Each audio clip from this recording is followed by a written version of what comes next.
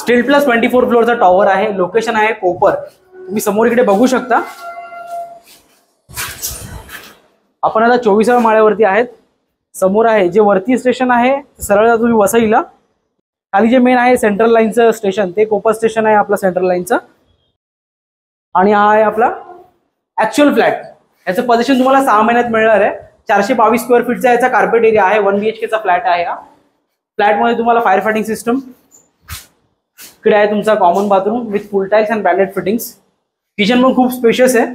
Service platform, main platform, dry area. View खूपच जबरदस्त आहे. वरती आहे स्टोरेज. हा आहे तुमचा मास्टर बेडरूम. इकडे आहे बाल्कनी. तिन्ही बाल्कनीमध्ये तुम्हाला ओपन व्ह्यू मिळतो. इथे आहे तुमचा अटॅच बाथरूम.